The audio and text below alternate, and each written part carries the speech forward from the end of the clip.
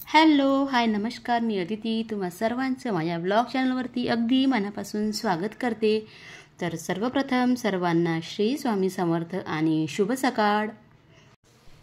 तर आजपासून श्रावण महिन्याला सुरुवात झाली आहे आणि योगायोग पहा, आज पहिला श्रावणी सोमवार म्हणजेच श्रावण सुरू झाला, लगेच पहिलाच दिवस आला तो म्हणजे श्रावणी सोमवारचा.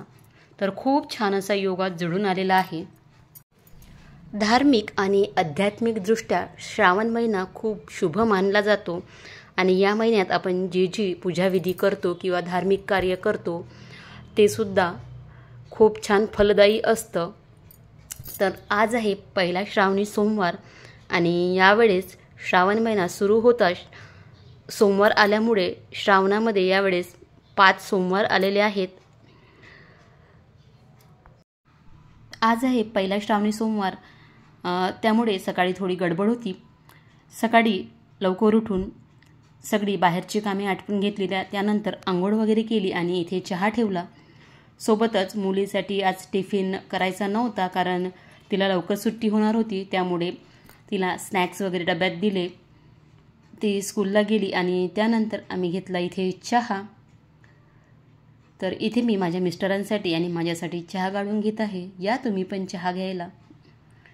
सकाळी चहा वगैरे घेऊन झाल्यानंतर छान अशी देवपूजा करून घेतली. जी आपली रेग्युलर घरातली देवपूजा असते ती आधी आटपवून घेतली आणि त्यानंतर मला श्रावणी सोमवारची पूजा करायची होती.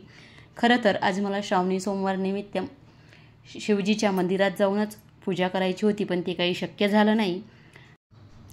त्यामुळे घरीच श्रावणी सोमवारची पूजा करायसाठी मी एक चौरंग ठेवला. चौरंग ठेवायच्या आधी जागा स्वच्छ पुसून घेतली, त्यावरती रांगोळी वगैरे काढून घेतली आणि त्यानंतर त्यावरती चौरंग ठेवला. चौरंगावरती एक पांढरा कपडा छान टाकून घ्यायचा. कपडा स्वच्छ असला पाहिजे. आणि त्यानंतर इथे मी दिव्याला आसन देत आहे. तर कुठलीही पूजा करताना सर्वात आधी आपण ती पूजा अग्नीच्या साक्षीने करणार असू, तर त्यासाठी सगळ्यात आधी जो आहे तो आपण दिवा लावून घ्यायचा. तर दिव्याला आसन देताना खाली प्लेट घेतली, प्लेटमध्ये थोडे तांदूळ आणि हळदी कुंकू वगैरे टाकलं आणि त्यानंतर त्यावरती दिवा स्थापित केला. तर इथे आपला दिवा प्रज्वलित करून झाला आहे. त्यानंतर आता इथे आपण गणपतीची पूजा करून घेणार आहोत. त्यासाठी 2 विड्याचे पानं ठेवले आहे. पानं स्वच्छ धुवून घेतले, त्यावरती थोडेसे तांदूळ घातले. पूजेसाठी जे आपण तांदूळ वापरतो ते शक्यतो एकलग असावे किंवा तुटके ताटके वगैरे नसावे. आणि इथे गणपती बाप्पांसाठी आसन रेडी केलं आणि त्यानंतर गणपती बाप्पांचा मी इथे अभिषेक करून घेतला. तर आज माझ्याकडे दूध नव्हतं, त्यामुळे काय केलं, मी आज पाण्यानेच अभिषेक घातला.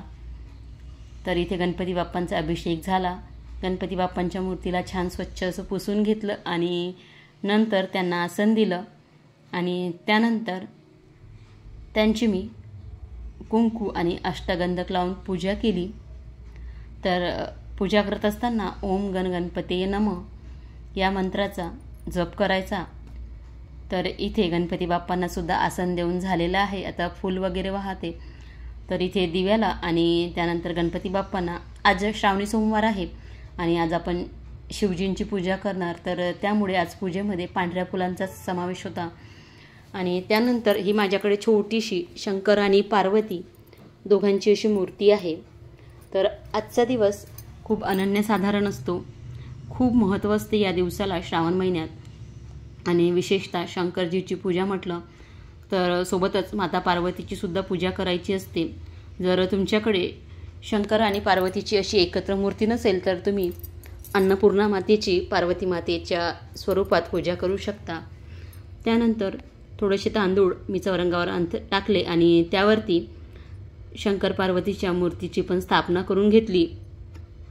शंकर पार्वतीच्या मूर्तीची स्थापना करून घेतल्यानंतर मी पार्वती मातेला हळदी कुंकू वाहिलं आणि शंकरजींना हळदी कुंकू वाहायचं नसतं किंवा अष्टगंधसुद्धा वाहायचं नसतं, तर त्यांना भस्म लावायचं असतं. तर ते मी इथे लावून घेत आहे. आणि त्यानंतर इथे मी पांढरं फूल आणि बेलपण वाहून घेते. जर शक्य होत असेल तर श्रावणाची जी पूजा आहे ती जर तुम्हाला शक्य होत असेल तर तुम्ही ब्रह्ममुहूर्तावर केली तर खूप फलदायी ठरते. पण जर शक्य होतच नसेल किंवा काही अडचणी आल्या तर आपण ही पूजा संपूर्ण दिवसभर प्रदोष काळापर्यंत करू शकतो. त्यानंतर शिवपार्वतीच्या मूर्तीला मी कापसाचं वस्त्र अर्पण केलं. तर कापसाचं वस्त्र जे आहे ते अर्पण करताना याला हळदी कुंकवाची बोटं वगैरे काही लावायची नाही. आज श्रावणी सोमवार असल्यामुळे जेवढं काही पांढरं आपल्याला शिवजीच्या पूजेत वापरता येईल तेवढं वापरायचं. आणि त्यानंतर इथे मी शिवपिंडीला अभिषेक करत आहे. तर आमच्याकडे ना पॉकेटचं दूध येतं आणि त्यामध्ये केमिकल असतं, त्यामुळे ते दूध काही मी अभिषेकासाठी वापरत नाही. तर त्यामुळे मी आज पाण्यानेच या पिंडीवरती अभिषेक घातला. त्यानंतर शिवपिंडीसाठी मी इथे आसन तयार करत आहे. तर सर्वात आधी बेलपत्र ठेवून घेतलं आणि त्यावरती शिवपिंडीची स्थापना करायची. तर शिवपिंडीला सुद्धा आपल्याला कापसाचं वस्त्र अर्पण करायचं आहे. तर आजचा दिवस खूप शुभ मानला जातो आणि सोमवारी शक्य झाल्यास तुम्हीसुद्धा पांढरं वस्त्र परिधान करूनच पूजा केली तर खूप छान असं मानलं जातं.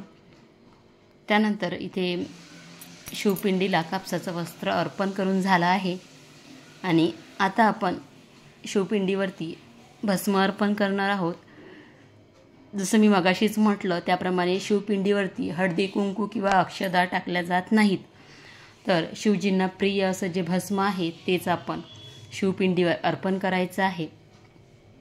तर इथे मी 3दा शिवपिंडीवरती भस्म अर्पण करून घेतलं आणि त्यानंतर शिवजींना आवडतं ते पांढऱ्या कलरचं फूल. तर इथे मी पांढरं फूल अर्पण करून घेतलं.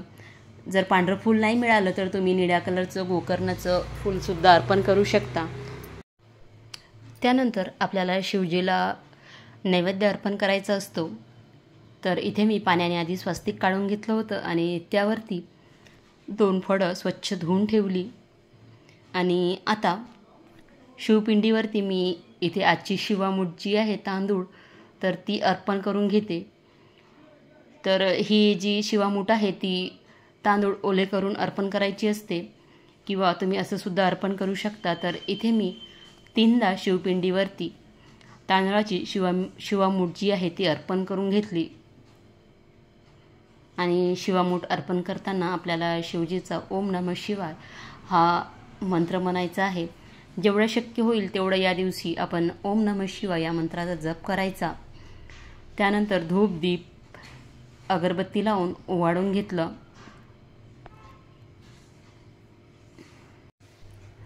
सुख समृद्धी आणि संपत्ती संतती आरोग्य यासाठी सुवासिनी स्त्रिया या श्रावण महिन्यात खूप सारे व्रतवैकल्य करत असतात.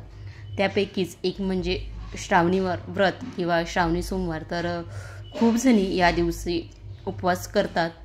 ज्यांना शक्य होतं त्यांनी नक्कीच या दिवशी श्रावण महिन्यात श्रावणी सोमवारचा उपवास करावा. तर हा उपवास करताना फक्त फळं खाल्ली जाते, दुसरं कुठलेच पदार्थ या उपवासाला चालत नाहीत. तेलाचे किंवा मिठाचे पदार्थ शक्यतो टाळायलाच पाहिजेत आणि फक्त फळांचं सेवन या दिवशी केलं जातं.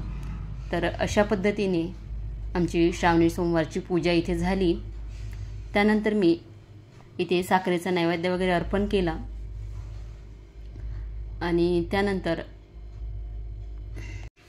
जर तुमच्याकडे 108 बेलपत्र अवेलेबल असतील तर तुम्ही ओम नमः शिवाय असा मंत्राचा जप करून 108 वेळा शिवपिंडीवरती ते बेलपत्र वाहायचं. आणि शिवपिंडीवरती आपण जेव्हा बेलपत्र वाहतो तेव्हा ते बेलपत्र 3 पानाचं असलं पाहिजे आणि स्वच्छ धुवून घ्यायचं. आणि ते जे बेलपत्र आहे ते असं आपल्याला उलटं वाहायचं असतं, म्हणजे प्लेन भाग जो आहे तो शिवजीच्या पिंडीवर येईल आणि वरचा खरपूस भाग तो वरती राहील. तर अशा पद्धतीने आपल्याला बेलपत्र वाहायचं आहे.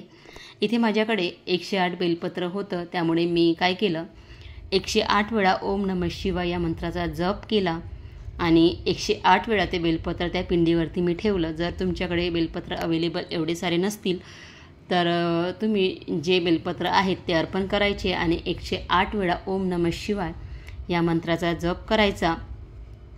तर इथे माझा ओम नमः शिवाय या मंत्राचा 108 वेळा जप चालू होता.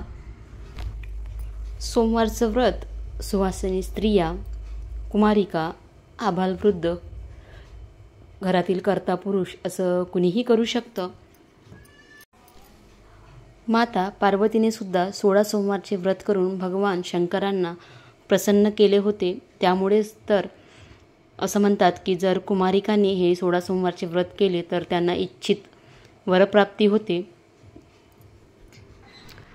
जर तुम्हाला सोमवारच्या दिवशी धोत्र्याचं फळ किंवा फूल कुठे रस्त्यात दिसलं किंवा मिळालं तर नक्कीच घरी घेऊन या आणि ते शिवपिंडीवरती अर्पण करा. कारण की शिवजींना ते धोत्र्याचं फूल आणि फळ हे अतिशय प्रिय आहे. तर इथे माझे 108 वेळा शिवपिंडीवरती बेलपत्र वाहून झाले. मला काही आज धोत्र्याचं फूल आणि फळ मिळालं नव्हतं, त्यामुळे मी शिवपिंडीवरती पांढरी फुलंच अर्पण केली आणि बेलपत्र. त्यानंतर इथे मी आरती वगैरे करून घेतली. तर सुरुवातीला गणपतीची आरती करून घ्यायची आणि त्यानंतर शंकरजीची एखादी आरती म्हणायची आणि शेवटी जी कर्पूर आरती आहे ती म्हटली. आणि अशा पद्धतीने इथे आज माझी सोमवारची छान प्रसन्न अशी शिवपूजा झाली. तर खरं तर मला आज मंदिरातच जाऊन ही पूजा करायची होती, पण काही कारणास्तव हे शक्य झालं नाही. तरीसुद्धा ते म्हटलं जातं की मनामध्ये श्रद्धा असली, भक्तिभाव असला तर पूजा तुम्ही कुठेही करा, अगदी घरून केली तरी ती देवापर्यंत नक्कीच पोचते. तर आज माझी अशी साध्या सोप्या पद्धतीने इथे शंकरांची पूजा झाली. इथे एका वाटीमध्ये मी थोडीशी साखरेचा नैवेद्य अर्पण करून घेतला.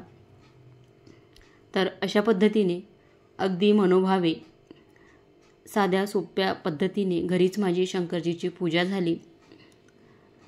तर तुम्हाला आजचा माझा हा व्हिडिओ कसा वाटला? व्हिडिओ जर तुम्हाला आवडला असेल तर व्हिडिओला लाईक शेअर करा, सोबतच चॅनलला सबस्क्राईबसुद्धा करा.